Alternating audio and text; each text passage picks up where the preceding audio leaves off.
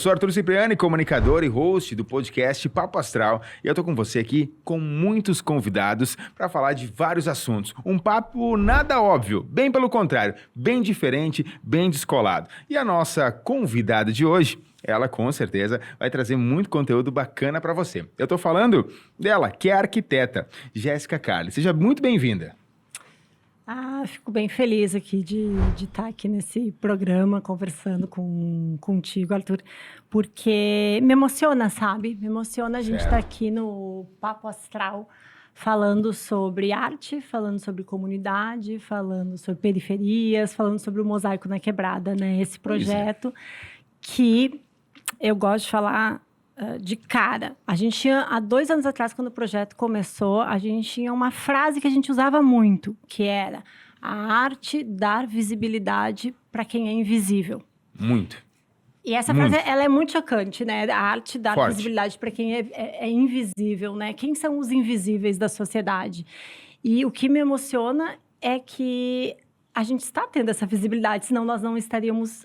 A gente não teria chego até aqui, por exemplo, e estaria conversando para esse público sobre esse assunto. Então, eu acredito que a gente conseguiu vencer uma grande etapa do projeto. Isso, uma grande etapa do projeto. E o projeto, então, começou em 2021, início de 2021, com um convite para mim da própria comunidade. Uma comunidade de Caxias do Sul, chamada Eusébio Beltrão de Queiroz. Dentro da comunidade, um rapper da comunidade chamado Chiquinho de Vilas me conhecia, sabia que eu era arquiteta, que gostava de arte urbana, que tinha esse apreço a essa tela em branco que é a cidade, né? E me convidou para esse desafio. Tornar o invisível visível através da arte. E com mais vida, né? Trazer mais cor. E a ideia foi essa, mudar o seu astral, que é o slogan aqui do nosso projeto. Também já fica o convite para você seguir o canal no YouTube, mude seu astral e trazer essa novidade. Pois é, chegar até lá, né? Teve um convite, veio a ideia, mas como é que é chegar e estar lá dentro mesmo? E aí foi bem interessante, porque o primeiro processo a gente pesquisou em vários lugares do mundo onde isso estava acontecendo, né? Então, a gente pesquisou Pachuca, no México, pesquisamos na Colômbia, Medellín. Eu fui para Medellín para pesquisar como que em Medellín se transformou a maior comunidade e favela mais perigosa do mundo, que é a Comuna 13.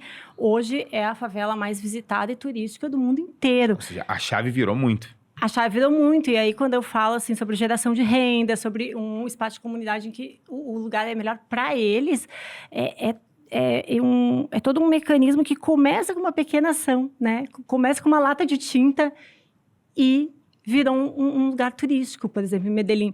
E Medellín foi um lugar que me chocou bastante, assim, porque quando eu cheguei no aeroporto de noite, estava muito cheio o aeroporto. Eu fiquei 3 horas para conseguir entrar. E eu não estava entendendo o que estava acontecendo. Fui entendendo no dia seguinte, no Comuna 13, que aquela favela estava assim, tomada por pessoas consumindo arte, consumindo os fazeres daquele lugar. Então, eu acho que a arte tem esse potencial. Hoje, na comunidade em Caxias do Beltrão de Queiroz, a gente já entregou 51 artes assinadas por artistas do Brasil inteiro. Tem artistas de Caxias, de Porto Alegre, de Curitiba, de São Paulo, Rio de Janeiro, São Luís do Maranhão. Todos esses artistas a gente já colocou dentro da comunidade para trabalhar em E olha que legal, um projeto que une pessoas da comunidade, traz vida para aquela comunidade. Eu acho que ele traz muito mais que só algum momento. Ele traz toda uma construção, né? Porque quantas casas que você chegou lá e não tinham condições de receber uma pintura? Quantas pessoas que precisavam aquilo para ter autoestima, que daqui a pouco não queriam nem chegar em casa, porque não... Já é uma situação, às vezes, mais complicada. Quantas pessoas que vocês ajudaram? Tem uma ideia de tudo isso?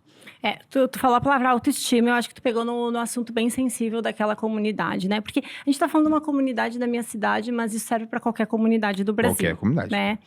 E ali no Beltrão de Queiroz, quando o Chiquinho me chamou, ele me contou coisas assim que eu acho bastante interessantes por um lado negativo, mas que a comunidade do Beltrão é uma das mais inseguras da cidade e tem essa quebra entre eles e nós. Né? Certo. E é uma realidade. E é uma realidade, né? E hoje a gente percebe que os moradores do Beltrão, as crianças do Beltrão têm um sentimento de autoestima, de orgulho, de pertencimento. Feliz por estar lá. É isso, na minha comunidade acontece o Mosaico na Quebrada. Sim. Tanto que em Caxias outras comunidades já nos procuraram, né? Então a gente já está na terceira comunidade fazendo esse projeto do mosaico. E um dia eu escutei de um outro rapper, que é o Rafa Rafuage, que é aqui de Porto Alegre, de Esteio, enfim. O pessoal das artes deve conhecer, da cultura. E ele conhecendo o projeto do mosaico, ele me falou assim: Jéssica, mas o que vocês estão fazendo em uma comunidade, vocês têm que fazer em mais 100. Para dar sequência, né? Para dar sequência. E eu ri na época, eu disse, não, a gente não tem nem tempo de fazer em uma, vai fazer em 100. E a gente está na terceira. E hoje eu entendo o que ele quis dizer com isso, sobre 100 comunidades. Não é que a gente vai fazer em 100 comunidades, mas talvez a gente comece um processo... Que outras pessoas possam engajar essa ideia e fazer com vocês. Exatamente. Outras comunidades nos procurem, a gente começa um processo e eles continuam. Então, é bonito de ver que hoje, no Beltrão de Queiroz, a comunidade continua sozinha. Eles sozinhos estão continuando esse trabalho. E como a Jéssica chegou a tal? Ela recebeu um convite, mas em que estado a Jéssica chegou na comunidade e disse, não, o primeiro passo tem que ser esse, depois esse, depois esse. Como é que a Jéssica fez isso? Também foi um processo de aprendizado. Porque eu já sou formada há 18 anos. E durante uma longa caminhada aí da minha vida, eu não olhei para esse assunto da comunidade. A gente sai da universidade acreditando que a cidade é essa do centro urbano, onde as coisas acontecem, e a gente esquece que existe um território de periferia, que é um território, além de normalmente geograficamente nas bordas da cidade, é um território que ele é periférico socialmente, economicamente, sem acesso, culturalmente. Então, eu demorei para entender, ao longo da minha vida, que a função do arquiteto ela é muito maior do que a de projetar casas e residências, mas que a gente tem um papel fundamental na sociedade, que é esse olhar com as periferias. E aí, quando eu entrei na comunidade, eu percebi que eu também tinha que aprender com eles. Uma troca. Uma troca. Então, assim, não deslegitimando um trabalho ou outro, mas a gente precisa entender que a academia tem que andar junto com esse saber popular. Porque hoje, no Brasil, a gente tem... Isso é um dado do Sindicato dos Arquitetos do Brasil, que 87% das residências e das construções são autoconstruções. Isso significa que 13% da população apenas tem acesso a arquitetos e engenheiros. É muito pouco, né? Com certeza. É muito pouco. Então, esse trabalho do Mosaico na Quebrada também vem para expor essa realidade e a gente entender que, por exemplo, nessa comunidade em que a gente está fazendo esse trabalho, nenhuma residência tem acesso a arquitetos, a engenheiros. E quando a gente fala acesso a arquitetos e engenheiros, a gente tem que ser bem claro, e agora sim, óbvio, em dizer que eles não têm acesso a muitas coisas básicas que compõem a casa, compõem a sua vida. E saneamento básico, né? Então, a gente começa falando de arte, mas a gente chega lá para falar, no final das contas, do básico, que é saneamento, a dignidade, a moradia. Tem algumas situações, assim, curiosas, assim, durante o processo do projeto, assim. Teve uma senhora, a Dona Maria de Fátima. Dona Maria de Fátima foi uma das primeiras casas que a gente pintou. E no final da pintura, ela falou assim, nossa, como minha casa ficou bonita, dá mais vontade de viver. Olha só, autoestima. Né? Daí tu te quebra, né? Dá mais vontade de ver. E hoje ela cuida mais do... Isso também a gente percebeu que acontece. Onde a gente pinta, os moradores cuidam mais, limpam mais Eles lixo. mantêm. Eles mantêm. Então, a gente compreende isso também. Teve uma outra coisa que foi bastante chocante, assim. A gente não vai ter tempo aqui de falar sobre todos os casos, né? Mas, que com certeza foram inúmeros. Foram vários. Mas uma coisa que foi bastante impactante também foi um dia que a gente estava pintando e normalmente a gente pede para o morador qual é o desenho que ele gostaria. Porque se fosse a minha casa, eu quero escolher o desenho. A tua casa, tu quer escolher o desenho, Arthur, também. A gente não vai lá e impõe um desenho. Quero essa cor, gosto disso, gosto daquilo. E isso de querer a cor é o que mais acontece. Imagina tu colocar na casa de um colorado azul. Não vai dar, ainda mais aqui no sul, né? Então assim, a gente toma bastante cuidado. Inclusive, essa comunidade lá do lado do campo da Ser Caxias. Então, eles têm uma relação bastante forte com esse time. Mas, enfim, essa moradora, então, eu perguntei para ela, mas que desenho a senhora gostaria? E daí ela me respondeu assim, olha, desenho que vocês quiserem colocar. Eu nunca tive tinta na minha casa. Minha casa é de tijolo à vista. E a tinta vai impermeabilizar a minha casa. Olha Na realidade, só. ela não falou pra ela vir impermeabilizar. Ela falou, não Vai proteger. não vai mais entrar água na minha casa. Olha só. O quão grande é o projeto, né? Mas resume assim pra gente uma frase, assim, se pudesse dizer. O que seria o projeto numa frase, se pudesse traduzir isso para as pessoas? Acho que não tem como ser numa frase mesmo, pode ser um texto frase inteiro. É difícil. Mas a gente falava muito também no início sobre criar pontes onde a gente tem os muros invisíveis da sociedade. Então, eu acho que é sobre isso, assim. A frase é sobre a gente criar pontes e demolir os muros invisíveis da sociedade. Ou seja, conexões. Conexões. E essas conexões, né? Você está conhecendo cada vez mais gente, tu vê que é um outro tipo de público que tá trazendo para cá, tá aproximando eles também do teu mundo. É uma troca que existe entre vocês dois. E quando esse mosaico começou a ser formado, assim, o que tu ia percebendo? As outras pessoas também queriam? Como é que vocês vão organizando isso tudo? Agora a gente já criou um... No início, assim, algumas pessoas não estavam entendendo ainda. Agora é um monte de gente querendo. Eu tenho uma lista, assim, só em Caxias de 7 bairros que já querem, como eu tinha te comentado. Que legal. Todo mundo quer um mosaico, né? Também tem esse aspecto da cor, né? A cor é algo que conecta as pessoas, né? Isso a gente vê aqui no centro histórico também as grandes empenas com arte urbana, como deixa a cidade menos cinza, né? A cidade, tem aquela música da Marisa Monte, né? Pintaram os muros de cinza, enfim. Como uma cidade mais colorida, mais vibrante, mais feliz, alegra a vida de todo mundo, né? Então, eu acredito que a cor tem esse papel fundamental, assim, na arquitetura e no urbanismo, né? Nossas cidades são tão urbanas que trazer a cor, seja para uma comunidade ou seja para um centro histórico, é bastante importante, né? Pois é, traz vida, né? Dá uma... Eu vou voltar a falar da autoestima, que para mim acho que tem tudo a ver. Cor é autoestima, é vida. E esse processo todo aí, a própria Maria, Dona Maria, que deve ter vivido lindos momentos. Eu fico imaginando agora ela no Natal, na casa dela, né? Não tá mais entrando água, teve chuvas aí intensas, né? Ela deve estar pensando assim, nossa, eu tenho uma outra vida agora. Sobre isso, outra vida agora também tem umas questões assim de... Teve uma outra senhora que os artistas estavam pintando. Eram 3 artistas de Porto Alegre, foram para Caxias para pintar. E ela é usuária de cadeira de rodas. E ela nunca saía de dentro de casa. Vive aquela vida dentro de casa. E que durante a semana em que os artistas estavam pintando, todo dia eles levavam ela para a calçada e ela ficava curtindo eles pintarem. A casa dela. A casa dela. Então, assim, são tantas pequenas coisas. Outro processo que a gente faz, algumas casas a gente faz algumas melhorias, Claro. além do reboco. Melhoria de uma janela, uma esquadria. O que precisa para dar o real seria. Isso. E aí, com isso, a gente está chamando outros parceiros, né? Certo. Como a parceria que a gente tem, então, com as tintas Renner, outros parceiros vão Para aparecendo ajudar aí no processo todo. para ajudar no processo todo. Que legal, isso é uma história muito bacana, né? E você ter esse reconhecimento também, né? Ganhaste agora recebeu um prêmio, né? Muito legal, um prêmio de arquiteto e urbanista do ano. Parabéns, é o primeiro, né? Como é que é isso para você? Então, é interessante isso, porque, como eu te falei antes, né? Eu sou formada há 18 anos e fiz já muitas coisas nessa vida. E a gente ganhar um prêmio sobre arquiteta e urbanista do ano do Rio Grande do Sul por esse trabalho me deixa muito feliz.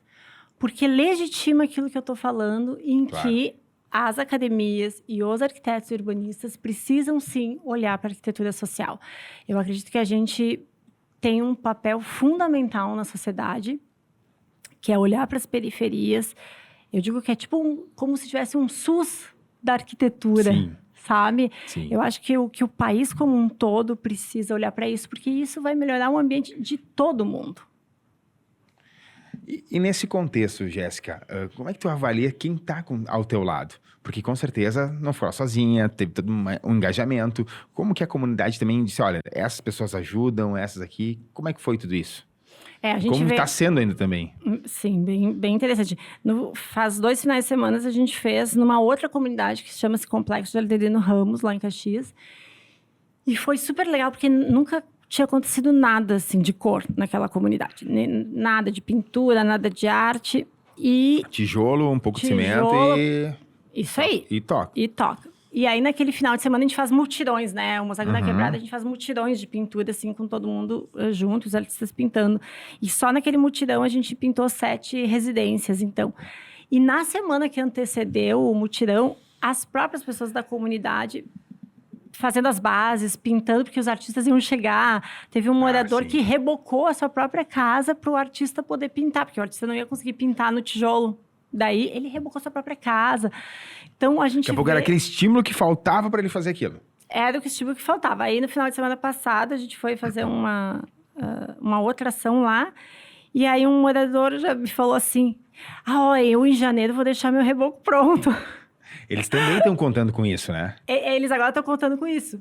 Então, além de ter muitas pessoas que me ajudam, eu já utilizo aqui o programa para pedir para mais pessoas nos ajudar, Aproveita, porque é um trabalho que realmente ele tomou uma proporção que a gente não imaginava. Assim, a gente falava assim, mediaticamente, a arte dar visibilidade para quem é invisível. E no fim, a arte, ela gritou, né? Ela É muito maior. Ela escancarou, assim. Então, realmente...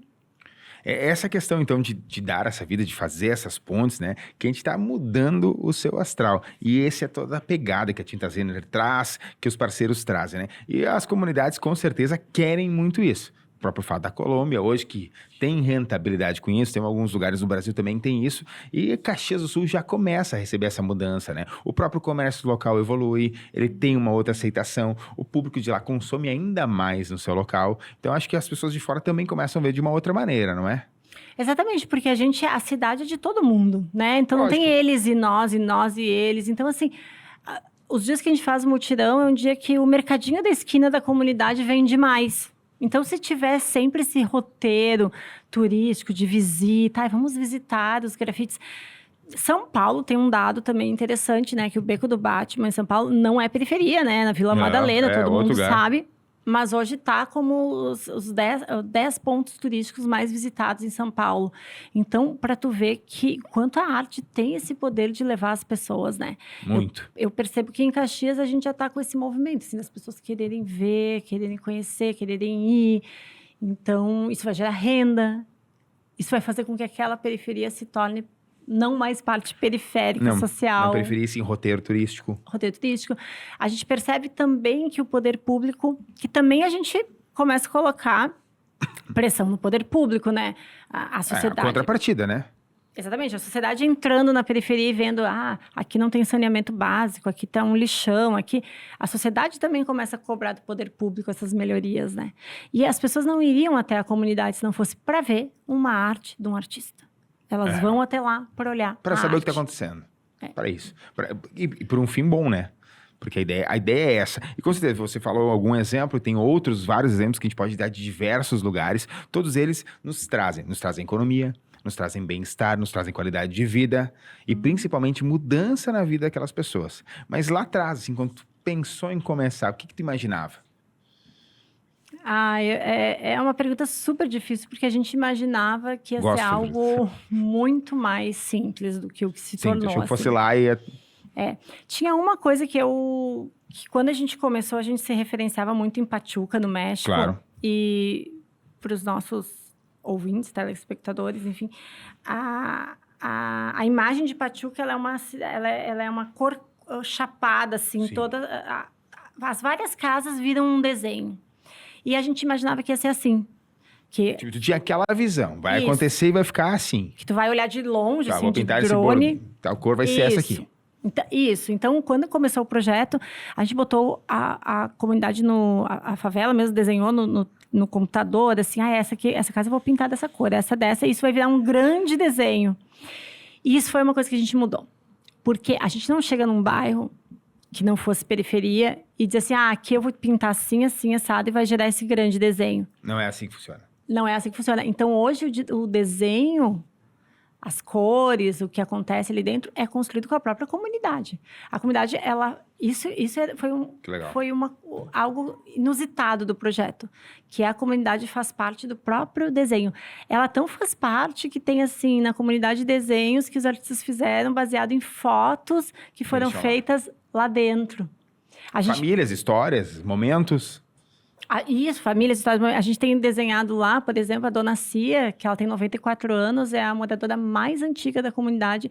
A gente fez um retrato dela na entrada do beco da casa dela. Que com certeza toda a comunidade, ou quase toda, sabe quem é. Todo mundo sabe quem é a Dona Cia no beco da Dona Cia. Pô. E ela tá lá, a gente deu esse presente para ela em junho do ano passado, 94 anos.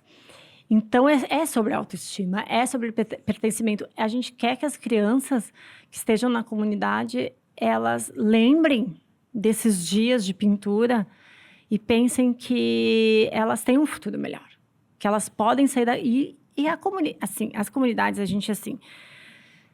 Ou é pelo esporte ou é pela arte. Sim, a saída. A saída. Sempre. A gente luta e o projeto é para que um dia essas crianças possam sonhar, não só em ser pedreiros. Eu acho que pedreiro é uma profissão digna, mas elas têm que sonhar em ser os engenheiros também. Sim. Então, toda vez que a gente chega lá e entra lá, e esses tempos a Tintas Renner levou um grupo de 40 arquitetos para visitar a comunidade. Eu quero que os meninos que estão lá, o Lourenço, o Isaías, o Cauã, a Nadine, todas as crianças que estão lá com a gente sempre, elas olhem para aqueles arquitetos e engenheiros e pensem assim, eu posso ser também. Vamos fazer usar da nossa imaginação, né? Imagina o Cauã, uma criança. Cauã. Imagina o Cauã lá, vendo tudo isso, e daqui a 12, 15 anos, ele tá lá tocando o projeto. Já o que ele viveu, coordenando aquele projeto, seja ele pedreiro, arquiteto, engenheiro, né? Ou alguma outra profissão, comunicador, algo que ele queira tá trazendo. Imagina a emoção que esse jovem vai ter de contar essa história.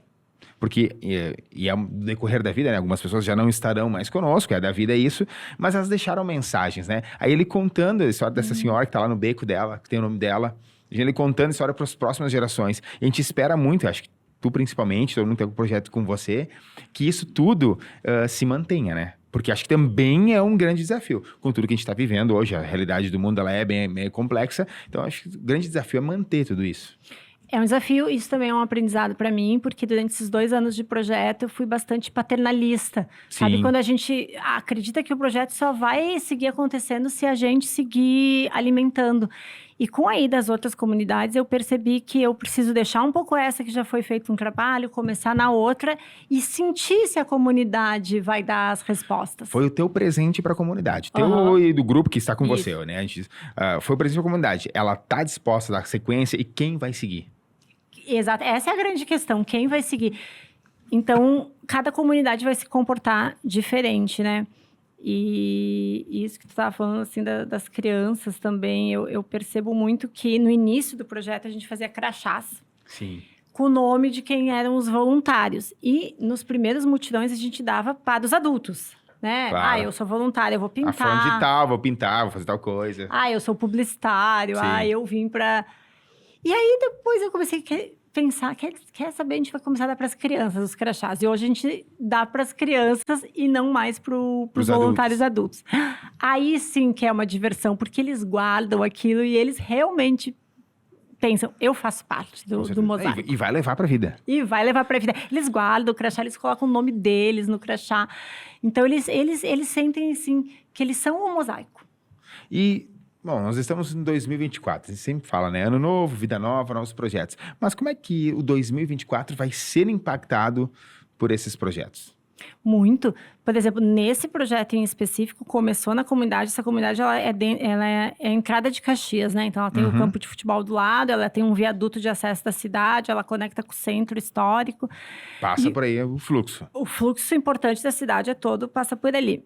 E o projeto, então, começou dentro da comunidade, mas agora a gente vai pintar. Início do ano a gente já começa, a gente tá começando, início do ano, estamos começando.